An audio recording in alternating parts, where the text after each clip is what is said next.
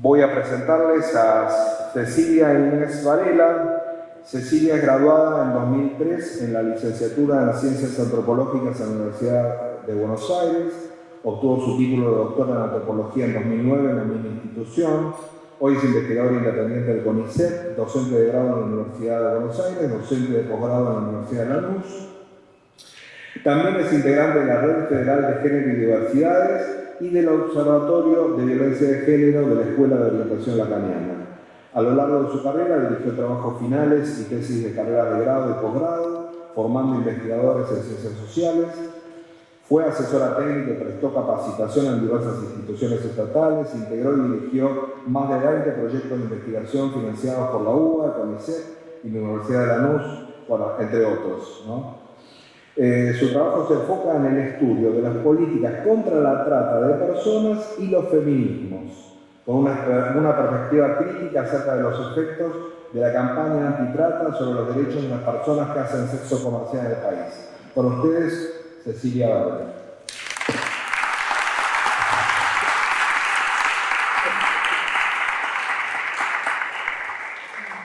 Buenas tardes a todos y todas.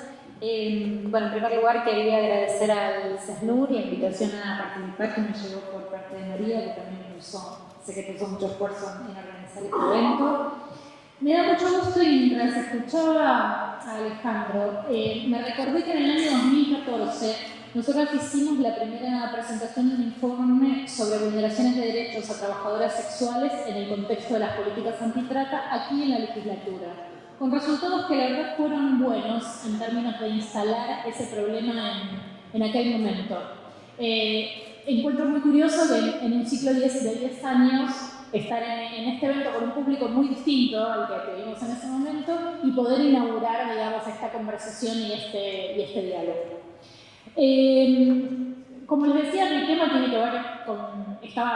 mi investigación estaba vinculada a trata sexual. Yo comencé a hacer investigación hacia el año 2009, habiendo tal vez de algún modo tomado mi problema de investigación a partir de informaciones, datos, perspectivas que aparecían en muchas organizaciones de la sociedad civil en torno a la trata de personas. Comencé trabajando sobre expedientes judiciales y al poco tiempo de andar me empecé a rápidamente dar cuenta que en la cuestión de lo que se tematizaba como trata sexual había una confusión entre lo que, o una falta de distinción, vamos a decir, entre lo que puede ser el trabajo sexual autónomo en distintos márgenes de autonomía, que siempre relativa, y situaciones de personas forzadas a hacer ese trabajo. Es decir, no es lo mismo de alguien que por la economía en la que vivimos tiene que hacer un trabajo y elige en márgenes de autonomía que siempre son relativos a hacer trabajo sexual, a una persona que mediante medios extraeconómicos se le obliga a hacer trabajo sexual. Y esto aparecía ya confundido. Eso yo lo empecé a ver en los expedientes judiciales, en los juicios, pero lo que cambió definitivamente mi perspectiva sobre el asunto y enriqueció muchísimo mi investigación es cuando empecé a tomar contacto con las trabajadoras sexuales que empezaron a contar sus perspectivas sobre los allanamientos, lo que pasaba luego del allanamiento también, las formas de organizar el comercio sexual, las formas en que ellas vivían.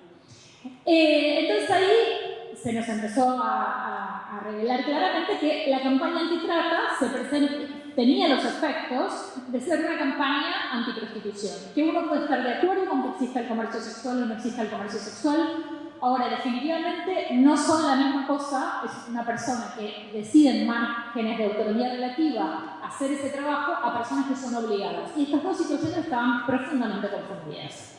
Esa confusión tiene que ver igual, tiene su origen, digamos, en el protocolo de Palermo que definió el delito de trata. Porque ahí ya la discusión estaba entre feministas que querían hacer una distinción y organizaciones de la sociedad civil que querían hacer una distinción entre lo que podríamos llamar prostitución forzada y prostitución no forzada y libre, y quienes pretendían, porque son feministas que condenan la prostitución, la consideran la peor de las violencias patriarcales. Las feministas no estamos, yo también soy feminista, las feministas no estamos de acuerdo en este punto. Entonces algunas hacían indistinguible el trabajo sexual de la trata. Una de las formas de atender a esa controversia fue empezar a incluir más cosas. por ejemplo, la explotación laboral, que no estaba originalmente en la definición del protocolo de Palermo.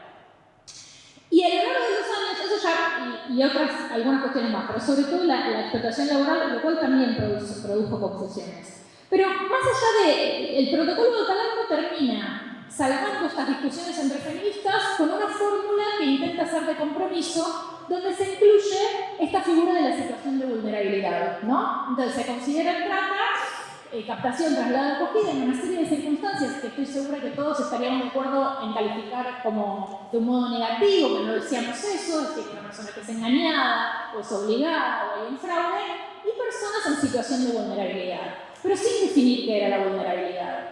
Esa indefinición de la vulnerabilidad y la ausencia de una definición de explotación sexual inaugura una serie de confusiones muy importantes. Y a lo largo de los años fuimos viendo, hay algo que Gallagher denomina interpretaciones expansivas de la trata, cómo el lenguaje de la trata se mostró muy plástico para ir articulándose a distintas cuestiones. En Brasil, por ejemplo, donde hay situaciones de abuso sexual infantil endémico, empezaron también a ser codificadas con la narrativa de la trata. Acá en Argentina, el trabajo sexual, pero también, curiosamente, el abandono voluntario de hogar de las jóvenes. No sé si recuerdan, hace varios años, que cuando una joven desaparecía en las redes sociales, automáticamente se la buscaba con la hipótesis de un delito de trata. A veces buscar a un adolescente que abandona voluntariamente su hogar con la hipótesis de fuga de trata de personas no es lo mejor buscarla con las herramientas del sistema penal, hay otros dispositivos a veces que lo hacen mejor, pero también, digamos, esos abandonos voluntarios de hogar comenzaron también a ser entendidos y pensados bajo la idea de trata. La migración irregular en Europa, o sea, hay una serie de ejemplos en la literatura de cómo la trata fue capturando expansivamente cada vez más situaciones. Y como no los quiero aburrir con temas de trabajo sexual, que es lo que yo trabajo, pensé en tres cuestiones que por ahí podían permitir establecer cruces con otros campos como el campo religioso. Y traerles tres elementos que yo creo que están a la base de las políticas antitrata, de las narrativas antitrata, que son muy problemáticas. En primer lugar, la idea esta de que se configura el delito aún con el consentimiento de la persona. Apareciendo ahí la figura de la vulnerabilidad como aquella que disuelve el consentimiento. Eso significa que estas políticas trabajan sobre personas que consideran incapaces de discernir, ¿no? Asumen que hay personas que tienen, por ende asumen que hay personas que tienen correcto discernimiento respecto de qué es bueno y qué es malo para ellas, y hay personas que carecen de ese discernimiento. Yo trabajé eso en relación a las trabajadoras sexuales. Las trabajadoras sexuales son pensadas por estas políticas como sujetos cuya capacidad de discernir está cuestionada. Es paradójico en el caso de las cuestiones de sexualidad, cómo eso sucede en un contexto donde en Argentina se estaba reconociendo, por ejemplo, y se estaba despatologizando las identidades trans. Es decir, al mismo tiempo que se reconocía la posibilidad de la autopercepción del género, se desconocía la capacidad de las trabajadoras sexuales de definir, por ejemplo, si quieren comprometer su cuerpo en la oferta de servicios sexuales, ¿no? Entonces, es curioso ver esas paradojas también del consentimiento. ¿Cuáles sujetos van ganando capacidad para consentir y cuáles parecen irlo perdiendo? El movimiento no es un movimiento, digamos, hacia el progreso, ¿no? Donde todos vamos ganando esa capacidad, sino que algunos la van ganando y otros la van perdiendo. Y yo creo que la cuestión... en relación a la cuestión trans en Argentina es una paradoja muy interesante en relación a la cuestión del trabajo sexual. Y además eso va produciendo, digamos, una jerarquía de sujetos que tienen la capacidad de discernir, que, por ejemplo, los que movilizan y los que trabajan en los dispositivos de la trata, y sujetos incapaces de discernir. Entonces me parecía que eso era algo que por ahí podía dialogar. Después, la narrativa melodramática de la trata. La trata tiene una narrativa melodramática. El melodrama es un género, ¿no? Es un género que está definido por la presencia de víctimas muy inocentes y inocentes e ingenuas, vamos a decir, malévolos, traficantes y tratantes. Los malos son malos muy malos, que tienen una clara agencia y conocimiento de lo que van a hacer, y esa ese binomio requiere de un tercer elemento que son los héroes, ¿no? Los héroes o las heroínas, que son quienes actúan el rescate, quienes rescatan a estas personas. Digamos, los héroes necesitan de ese binomio. Y mi percepción en relación al mercado sexual fue que esa narrativa melodramática terminaba simplificando y erosionando problemas de desigualdad sexual, de desigualdad social y de género que efectivamente existen en el mercado sexual. En el mercado sexual hay muchos problemas, no es que es un lugar donde no hay problemas. Por supuesto que los hay. El problema es que cuando uno interviene con este tipo de políticas, no necesariamente mejora las condiciones de vida de las personas que se plantea rescatar. Y me parece además que esa narrativa melodramática sintoniza muy bien con un tipo de discurso que circula mucho en la prensa, ¿no? Es un discurso atractivo para la prensa, el melodrama, ¿no? De las víctimas inocentes atrapadas por los malévolos.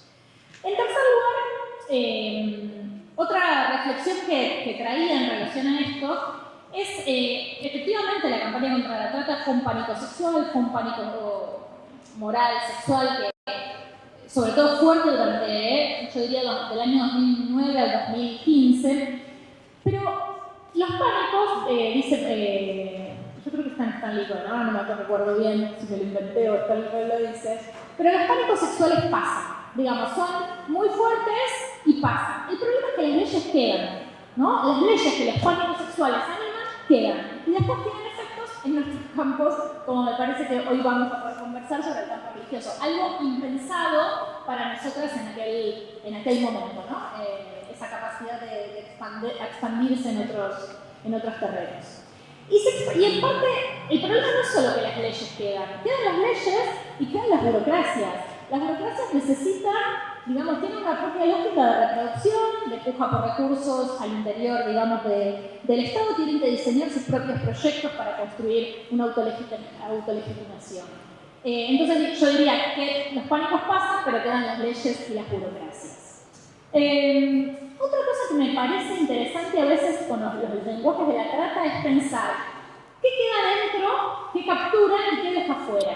Porque, por ejemplo, en un momento se intentó plantear, y era algo que perfectamente podía ser interpretado como trata, que es la condición de personas que, en situaciones, digamos, de mucha precariedad, mujeres que trafican drogas. Esto se planteó, se dijo, bueno, captación, traslado y acogida.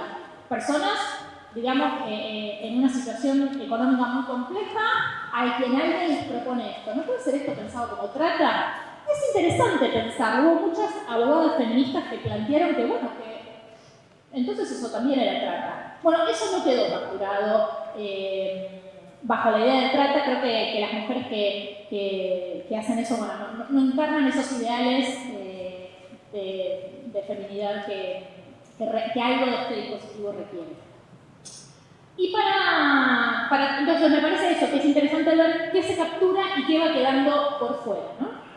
Y por último, yo lo que quería decir, para mí los dispositivos antitrata son, evidentemente, después de todos los años de investigación, tiene efectos iatrogénicos, o sea, produce... Yo quería también ser muy clara. En los inicios de la campaña antitrata desarmó algunas situaciones que efectivamente existían, tal vez muy indeseables en el mercado sexual. No es que eso no existiera, había situaciones que eran indeseables. Y efectivamente la campaña antitrata las desarmó, además dio un lugar para que mujeres que estuvieran en el mercado sexual eventualmente hicieran denuncias. Ese es un efecto positivo. Lo que pasa es que lo hizo al costo de aplastar toda la diversidad de situaciones que existen en el mercado sexual y que incluso son mucho más comunes que inserciones en el mercado sexual que no son para nada deseables. Entonces su amplificación, digamos, produjo muchos daños. Y pensaba también, hay algo en el dispositivo de la trata que no es fácilmente corregible, que no es una cuestión de miopía, que lo podemos hacer ver mejor, que le podemos corregir eso que se desvió. Porque hay una cuestión que para mí está a la base de la epistemología de la idea del rescate de la trata, que es la idea de que se puede prescindir de la perspectiva de los sujetos que se van a rescatar. A mí eso me parece ya un punto que no le veo solución. La idea de que uno puede rescatar personas y prescindir las perspectivas de esas personas. Bueno, mi formación como antropóloga por un lado, pero también un poco la idea de que finalmente esa idea es incompatible con los valores de una democracia plural. Así que esas son mis conclusiones un poco pesimistas, negativas, pero bueno, es lo que puedo compartir.